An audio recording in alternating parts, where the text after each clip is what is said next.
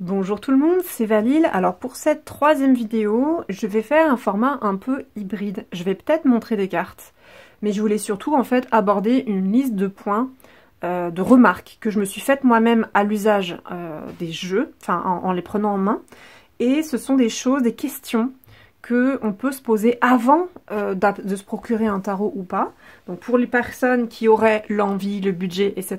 d'acquérir ce genre de jeu parce que vraiment ça les passionnerait, vous vous posez peut-être des questions d'accessibilité, des questions sociales, etc. Donc je pensais y répondre d'abord parce que je sens que sinon je vais oublier. Exceptionnellement d'ailleurs, je me suis même fait 2-3 notes pour ne pas oublier. Même si je voulais aussi profiter de ce moment dans un deuxième temps, après ma fiche de notes, de rappeler en fait ma position pas forcément super bien informée. Donc j'avais très envie de partager sur ces jeux, mais qu'il va y avoir des limites à mon point de vue, et donc il y aura sûrement des personnes qui vont avoir beaucoup plus de choses à apporter. Bref, j'ai dit que ce serait dans un second temps, donc je vais pas me lancer là-dedans. Qu'est-ce que j'entends par accessibilité? Je m'étais fait une réflexion sur cette police, qui était un peu originale, mais à certains moments donnés, quand je suis fatiguée, moi j'ai du mal à la lire. Je dois vous avouer.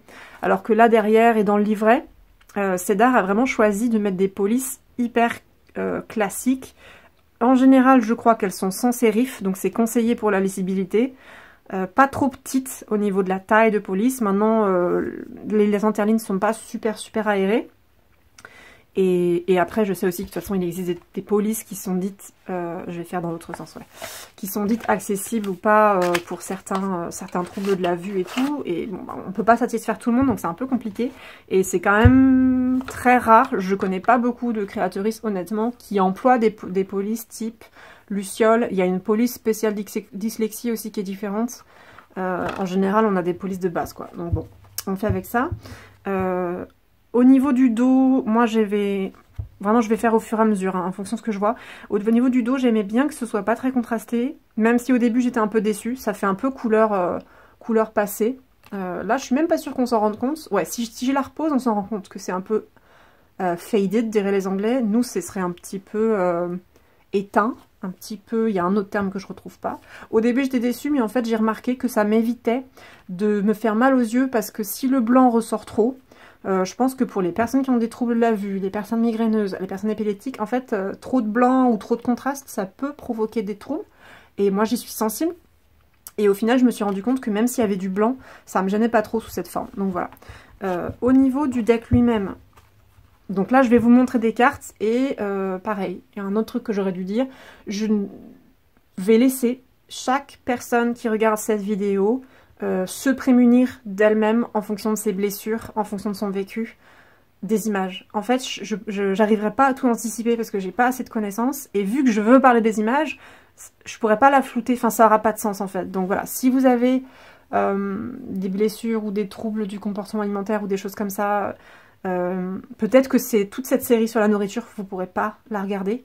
L'avantage, c'est que la toute première vidéo, comme dit, je ne regardais que les cartes, donc pardon, je regardais rien, je regardais que les boîtes, donc en fait, ça s'écoute, et on n'entre pas dans le détail de la nourriture, donc peut-être que c'est pas trop trigger. Pour les vidéos où on va dans les cartes, il y aura peut-être des triggers. Je suis désolée, je pourrais pas les enlever. Quand c'est sur une couverture fixe, je peux éviter d'avoir une image choquante sur une couverture, mais quand là on va être en train de discuter du contenu, je ne sais pas comment faire. Il y a peut-être des solutions, hein, c'est possible. Je suis pas assez renseignée, donc voilà, je vous laisserai zapper cette série, ou voilà, passer quand il y a des images qui sont difficiles, je pourrais pas faire autrement. Faudra que je mette peut-être cet avertissement à un autre endroit que sur cette vidéo, à plusieurs endroits. Bon. En tout cas, au niveau accessibilité, je voulais donc confirmer que c'est la même police que celle que je regardais sur la boîte, hein, ici en bas, Magic Pantry. Donc c'est la même police, qui est assez étrange à déchiffrer. Il y a des moments où je n'arrive pas. Comme dit, j'ai du mal à... Donc je sais pas si c'est juste moi, je sais pas si c'est que la police en soi, des gens qui ont étudié les troubles neurovisuels pourraient nous justifier que l'espace entre les lettres il est pas bon, que certaines lettres sont pas assez précisément définies et qu'on peut les confondre avec une autre. C'est vrai que c'est pas dingue. Mais comme dit, c'est ma perception, et je sais pas si c'est quelque chose qui peut être généralisé. Au niveau du choix de l'endroit, donc c'est tout en bas, il n'y a pas de fond. Du coup, ça ne ressort pas et ça dépend intégralement de la teinte de l'image pour savoir si c'est assez contrasté et si on arrive à lire. Là, par exemple, le fou en blanc sur des couleurs un peu claires, ben ouais, je lis d'autant moins bien. Alors que sur le magicien avec une bande marron en bas, là, ça se lit bien. Donc, pas toujours facile. Est-ce que j'ai d'autres exemples? Là, c'est... Là, ça sur du violet, vous voyez, sur quelque chose d'uni, déjà, ça ressort mieux. Et quand c'est foncé, c'est mieux. Là, ouais, The Emperor, l'empereur, là-dessus, c'est pas facile. C'est pas facile du tout. Donc, au niveau des polices, c'est comme ça. Au niveau des moyennes, je voulais vous montrer des mineurs, c'est pareil. Hein. C'est la même police, ça change pas. Il n'y a toujours pas de bandeau. Donc, il y a des cartes où ça se lit vraiment bien. Et d'autres pas du tout. Donc ça, c'est un gros problème qu'ont toutes les créatrices de deck. Je le sais, je sais que j'ai eu dans mon entourage des gens qui se sont posés la question. J'ai vu des gens qui en parlent lors des Kickstarter, lors des brainstorms dans différents groupes.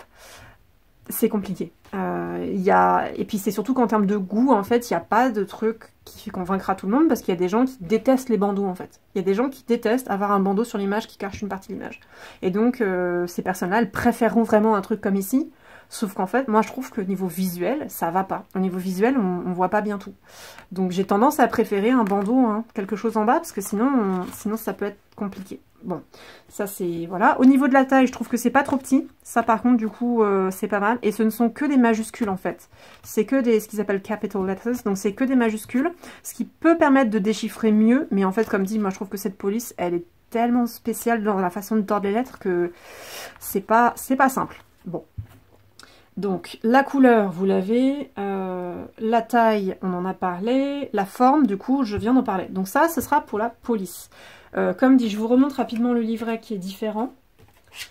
Le livret, on est sur... Là, il y a des sérifs, ça a l'air d'être du Times, en fait. Ça a l'air d'être du Times New Roman. Donc, c'est pas le mieux. C'est classique, hein. On m'a appris à l'école à faire mes trucs en 12, taille 12 New Roman. En fait, c'est pas dingue. Alors que là, ici, par contre, ici et ici, ça ressemble à de l'Arial ou à du Verdana. Non, pas Verdana.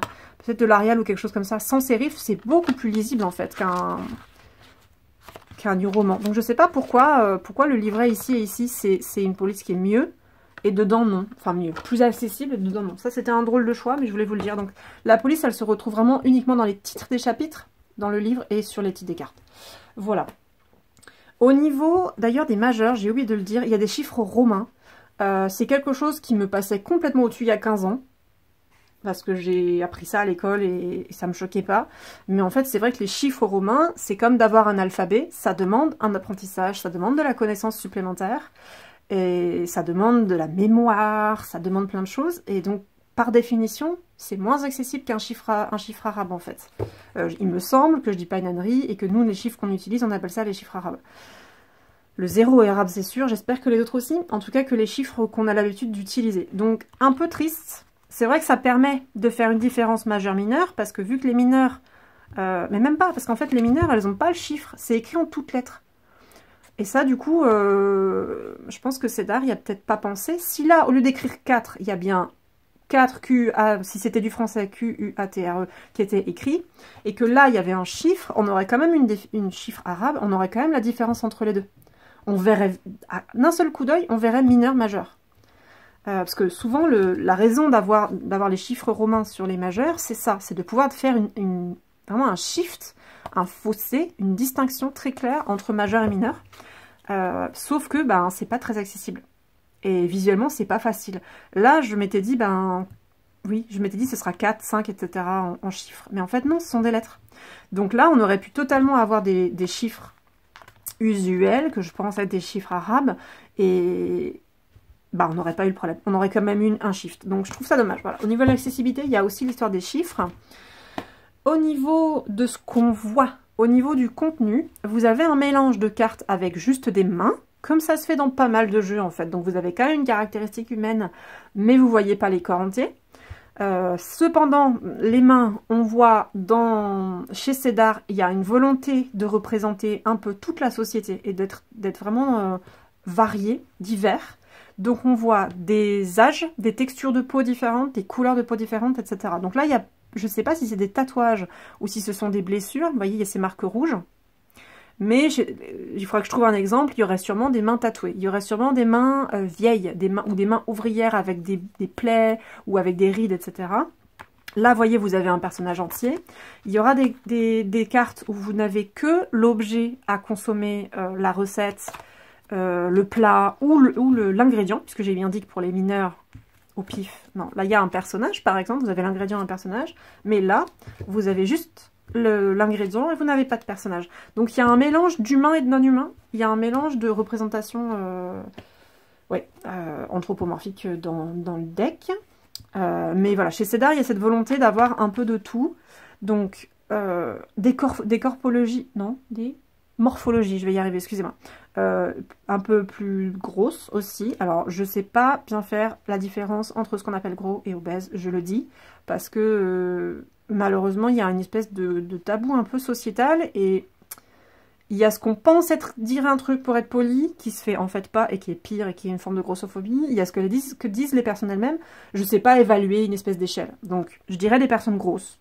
Et je suis pas sûre que dire obèse ce soit très important, parce que ça représente un critère médical, et que la science a beaucoup de problèmes de tabous politiques. Donc, c'est pas forcément une bonne chose de s'appuyer sur la science. Donc, gros ou maigre, déjà, c'est un bon plan. Si vous aviez peur qu'il n'y ait que des corps fins, ça n'est pas le cas. Vous avez des corps variés. Vous avez donc des corps aussi racisés.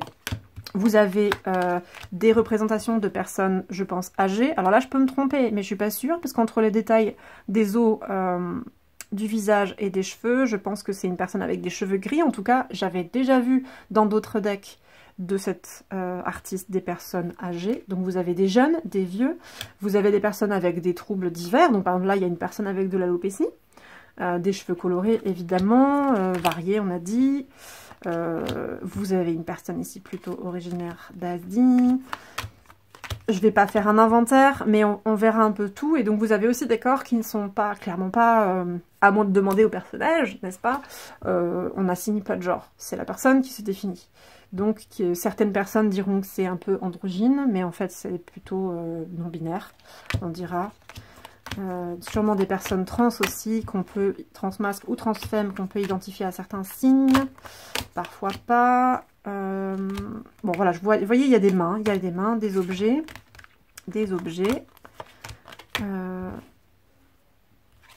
variés. Est-ce que j'avais une autre... voilà, les âges, je l'ai dit. J'ai remarqué qu'il y avait quand même plus de personnages dans les majeurs, j'ai l'impression, que dans les mineurs. Dans les mineurs, clairement, sur les cartes de cours, alors bah là, il me manque une, mais sur les cartes de cours, vous aurez forcément un personnage. Mais voyez, même pas, parce que là, le page, c'est pas un personnage. Et vous avez quand même 2-3 cartes de temps en temps où il y a un personnage dans de 1 à 10. Mais grosso modo, dans le 1 à 10, là, on a vraiment... On a les mains, mais là, on a quand même un personnage. Mais c'est minoritaire, vous voyez. On a quand même majoritairement des scènes avec sans personnage. Bon, là, on a une main, 2 mains. Là, on n'a pas de main. Là, on n'a pas de main. Là, on n'a pas de main. Là, on a les mains et un peu le corps. Là, on a la personne. Pas de personne. Et là, on arrive sur le 9 avec une personne. Le 10, pas de personne. Et là, on arrive avec les personnages de cours qui me font mentir. Parce qu'en fait, la reine et le page, on n'a pas de personnage. Et d'ailleurs, le roi non plus. Je me suis trompée. J'ai vu la couronne, j'ai cru qu'il y avait un visage. Mais en fait, non. Donc, il y a juste un visage sur le valet, là. Enfin, on dit pas valet chez nous. On dit... Je sais plus quoi. Excusez-moi, ça me perd, là. Donc voilà, au niveau des représentations, donc on est sur quelque chose de varié. Normalement, il y a des handicaps dans les jeux de Cédar. Des personnes en fauteuil roulant, des personnes malvoyantes, d'autres choses sûrement que j'oublie parce que j'ai pas la mémoire. Mais en tout cas, on est sur quelque chose ici de varié, à l'image de la société, avec un peu tout le monde. Dans le gourmet tarot, du coup, je l'ai mentionné dans la vidéo 2, je crois, si je me plante pas. On est sur un choix différent puisqu'on ne représente que les plats. Et donc si on ne représente que les plats, il n'y a pas d'humain du tout. Il y a même... Alors là, il y a quand même les mains, mais de mémoire, c'est vraiment ultra rare, quoi.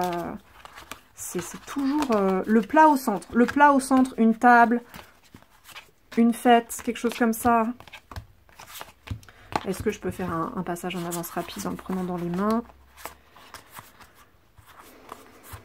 Là, il y a une main quand même, il y a 2 mains, parce qu'on fait un geste de cuisine. Mais voyez, ça va être vraiment très minoritaire. Très très minoritaire, ouais. Là, il y a une main qui porte quelque chose. J'ai l'impression que les mains sont grosso modo blanches, ce qui m'étonne beaucoup. Comme on avait dit, c'était un jeu qui ne venait pas du Nord économique. Ah ouais. Ben, donc vous voyez là, on a vraiment plus d'humains du tout. Hein. C'est vraiment super super rare. Donc grosso modo, vous n'aurez pas de représentation de personnages ici. Donc vous n'aurez pas les questions sociales qui vont avec. Ici, les mains ont l'air quand même blanches. En fait, la couleur a l'air d'être juste parce que la lumière est décalée. Et comme dit celui avec les tasses là, ça avait l'air d'être blanc aussi. Donc les rares cartes où il y a des mains, c'est blanc. Bon, il faudrait voir. Est-ce que c'est Italie, vous voyez? Est-ce que c'est France et Italie? Ou je ne sais pas quel pays. Donc du coup, c'était des blancs. Ce serait une question qu'on pourrait se poser. Au niveau de l'esthétique... Deux autres questions. Il y a l'esthétique, là c'est plus de l'accessibilité, et il y a la question aussi d'un coin qui manque. Alors il faudrait que je regarde mieux toutes les cartes. On va le voir probablement si j'arrive à faire le walkthrough, on va voir ensemble, et si j'en trouve un, j'espère que j'arriverai à me rappeler et que je le pointerai. Il y a beaucoup de variétés ici de géolocalité, d'origine et tout, mais j'ai quand même l'impression que globalement l'Afrique manque. Et si on veut représenter la variété humaine, ça me paraît gênant que on ne voit pas de choses, de personnes, de culture pour représenter l'Afrique. J'ai l'impression que c'est un point manquant. L'Amérique du Sud, je crois qu'il y en a. J'ai vu des choses d'Asie, j'ai vu des choses d'Inde. Enfin, l'Asie c'est un continent, c'est pas un pays, mais plusieurs pays d'Asie différents, et j'ai vu des choses d'Inde. Peut-être Pakistan. Bon, on peut pas tout faire non plus, on n'a que 78 cartes, vous voyez, puis c'est dépendant des connaissances de l'auteurice. Mais j'ai l'impression qu'il y a un angle mort sur l'Afrique. Et clairement, je crois que dans celui-ci aussi, mais il va falloir que je vérifie, parce que j'ai pas toutes les cartes en tête. Et en termes d'esthétique, on est sur deux trucs super modernes, hein, clairement. C'est de la vie plutôt citadine, j'ai l'impression, dans certains cas. Et comme dit, dans celui-ci, comme on est vraiment focus sur la table, le côté chef, donc avec une assiette, etc., un certain type de présentation, ça, ce sont des codes qui sont quand même particuliers parce que ça évoque des tables de restaurant et ça évoque quelque chose un peu... Alors, je sais pas si le terme est approprié, mais comme dit, je manque de culture là-dessus, mais ça m'évoque quand même quelque chose de plutôt classiste. On n'a pas des assiettes, par exemple, de folkloriques, parce qu'on pourrait avoir des assiettes de régions plus pauvres, de régions plus rurales, avec comment on appelle ça, les assiettes à motifs là, de la céramique en fait traditionnelle, des assiettes artisanales de coins plus pauvres, ou des fois ce sera plutôt des auges, ce sera clairement pas une assiette plate. Et ça, j'ai pas trop souvenir de l'avoir vu dedans. Alors il y avait de la nourriture de street food, mais ça c'est parce que en Asie ça se fait beaucoup, donc sur des pics, de la nourriture à emporter. Mais j'ai quand même l'impression qu'il manque certaines cultures et certaines classes sociales, peut-être. Ça me perturbe ça, mais il faudrait le vérifier. Donc il y a quand même peut-être des angles morts, ce qui ne veut pas dire que les personnes qui ont fait les jeux n'y ont pas pensé ou ne connaissent vraiment strictement rien à ces choses. Est-ce que c'est juste qu'elles connaissaient ça moins et donc elles se sont pas senties à l'aise pour les représenter? Voilà, comme dit, il n'y a pas de jeu parfait. Parfois on fait ce qu'on peut, mais ça me semble intriguant que ça manque dans ces deux choses-là. Et en même temps, est-ce que moi j'ai focalisé sur l'Afrique, mais qu'il y a d'autres choses qui manquent? Mais l'Afrique, c'est un continent entier. C'est une population énorme. Comme dit, l'Amérique, il y en avait. L'Asie, il y en avait. L'Europe, il y en avait. Bon, s'il y a un continent entier qui manque, je sais pas. Vraiment, ça me pose question. Et donc, les esthétiques sont modernes. Je voulais dire ça. Peut-être en termes d'influence. Est-ce que si c'était fantasy, ça aurait été un peu différent? Il y a un côté réaliste, il y a un côté à la fois glam. En fait, c'est étrange aussi, c'est que ça se veut semi-réaliste, c'est-à-dire on reconnaît immédiatement la recette, c'est censé flatter les cinq sens, on a envie de reconnaître tout de suite ce qu'on va manger. De l'autre, ce type de représentation tirée de l'animé asiatique et qui fait penser à l'animé japonais dans mon cas, c'est aussi une forme de glamour, donc de la cuisine, donc c'est pas que réaliste en fait. Donc ça, je sais pas trop, j'ai pas forcément les outils pour l'analyser, mais il faut savoir, voilà, il y a ce côté-là. Et on va peut-être se sentir aussi, Ça dépend des gens. Il y a des gens qui ont besoin de rêver sur leur jeu, il faut qu'ils soient dépaysés, et donc c'est vraiment, il faut que ce soit de la fantaisie, des trucs comme ça. Mais je trouve que c'est attirant, à mon niveau personnellement, de reconnaître des choses que j'ai vues, que j'ai eu en main, reconnaître la texture d'un bol à matcha, parce qu'il a ces créneaux-là, il a cette forme-là, il a cette taille particulière, cette profondeur, etc. Ou de reconnaître, alors ça j'ai jamais fait, mais les trucs roulants, j'en ai vu en photo, donc je sais que ça existe. Ça parle à l'univers du quotidien malgré tout. Est-ce que si moi je trouve ça un peu quotidien, est-ce que ça révèle quelque chose sur ma posture? Parce que du coup j'ai connu, comme dit, des cuisines françaises avec le couteau à gauche, la fourchette à droite ou je sais pas quoi. C'est typé, mais ou que j'ai eu la chance de manger dans pas mal de restaurants étrangers et donc je reconnais les assiettes ou les types de barbecue qu'on peut manger dans des restaurants. Et ça a ce côté, ouais, je sais pas. Moi, ça m'attire. D'habitude, j'aime pas, en fait. Je peux le dire, d'ailleurs. Je n'arrive pas à accrocher aux esthétiques modernes. Je rêve d'un tarot qui pourrait me réconcilier avec mon quotidien, qui pourrait me réconcilier avec les luttes, etc. Et qui arrive quand même à me provoquer de l'émotion ou de la rêverie ou des choses comme ça. Et j'arrive pas. Souvent, je trouve ça... Soit c'est carrément laid à mes yeux, la façon dont c'est dessiné. Soit, je sais pas, c'est pas moche, mais... à mon goût, encore une fois, mais j'entre pas dedans, ça me rebute. Et bon, j'attends un tarot de plein, comment on dit, de plein pied. Bref, il y a un tarot que j'attends de pied ferme, c'est ça que je voulais dire. Moderne, c'est celui du tarot de la Grande Ourse qui vraiment m'a buté dans sa réalisation esthétique. Il y en a quelques autres que je trouve chouettes au niveau moderne, mais c'est vraiment très récent et c'est à force de fouiller. Ça... D'ailleurs, qui ne se focalise que sur la nourriture, il n'y a pas d'humain et qui évite certains biais, ça peut m'attirer. Ça peut m'attirer, même si le caractère d'ailleurs animé, je peux le dire, hein, l'évocation de l'animé japonais, d'un côté, il me parle de certaines choses que j'ai vues, mais c'est pas du tout ce que je préfère. Hein. Quelque part, l'esthétique animée dans un jeu de cartes, en général, ça me bloque. J'aime pas trop ça. Donc il y a vraiment un mélange ici de critères que j'aime bien, de critères que j'aime moins, qui auraient pu me rebuter. Mais en termes de choses modernes, ça pour moi, ça passe. Je sais pas. Enfin bref, là je vais pas réussir à l'exprimer correctement. J'espère que je suis pas en train de dire des âneries. J'essaie bien de vous dire que c'est mes ressentis. Enfin là c'est mon histoire qui parle.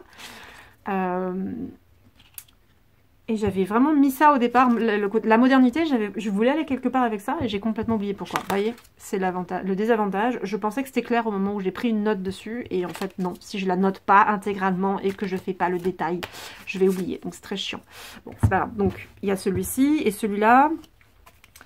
Vous voyez, il y a un avion, il y a des choses qui sont plus en ville. Il y a quand même des petits jardins, donc soit jardin communautaire, soit autre chose. Là, on voit des montagnes d'un autre climat, par exemple.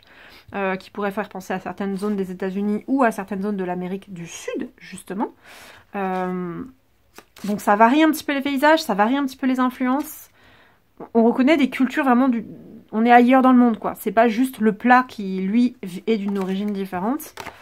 Et c'est réaliste, entre guillemets, même si c'est pas ultra réaliste, c'est pas de la photographie réaliste dans le dessin. Mais voilà, c'est la vie de tous les jours, quand même. Et ça... J'ai du mal d'habitude, mais chez Cédar, ça passe. Je pense que là aussi, c'est quand même très très coloré. Donc ça, c'est une autre tendance de son esthétique dans ce jeu-là qui m'a appelée. Désolée parce que je pense que le bruit des cartes qui claquent quand je les rabats, en fait, ça va peut-être faire beaucoup de bruit dans le micro. Désolée pour ça. Je sais plus où j'allais avec ça. En tout cas, voilà, ça me parle. Ça me parle d'outils du quotidien, juste une spatule, juste une poêle... Et comme dit, j'avais un argument avec ça que j'ai complètement oublié. C'était après l'accessibilité, c'était différent de l'accessibilité, mais il y avait un point de vue, il y avait un truc, et j'ai oublié. Ouais, bon, c'est pas grave, je vais m'arrêter là. Je regarde le temps, ouh là là, je regarde le temps, et on est déjà à plus de 20 minutes. Bah écoutez, je pensais pas jacter autant sur ça, mais du coup je vais m'arrêter probablement ici, et aller respirer, aller souffler, aller me reposer, plutôt que d'enchaîner sur un début de comparaison carte à carte, si jamais... Aïe aïe aïe, si jamais... Ouais, je vais être trop fatiguée pour commencer là. Et ça va... En plus, si je fais que le début, que j'ajoute dans cette vidéo, ça va être le bordel. Donc, merci de votre écoute. J'espère que j'ai réussi à être un minimum clair.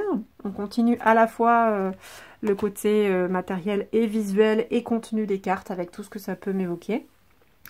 Vous aurez probablement peut-être des remarques ou des questions, je ne sais pas. Vous aurez, il y a sûrement, j'espère en tout cas qu'il y aura des gens ici qui ne seront pas, comment dire, blessés ou trop déçus par ce que je dis, mais au contraire qui auront peut-être des choses à nous apporter dans les commentaires hein, pour compléter mes angles morts.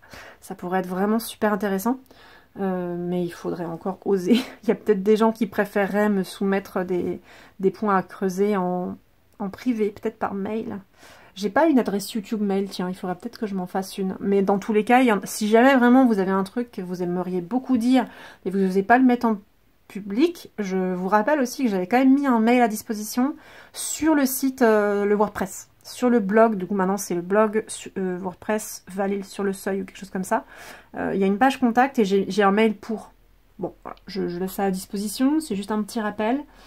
Mais je comprendrai les gens qui aiment pas parler en public. Voilà. Bah écoutez, je me perds là, je m'arrête. Je vous dis merci beaucoup de votre écoute.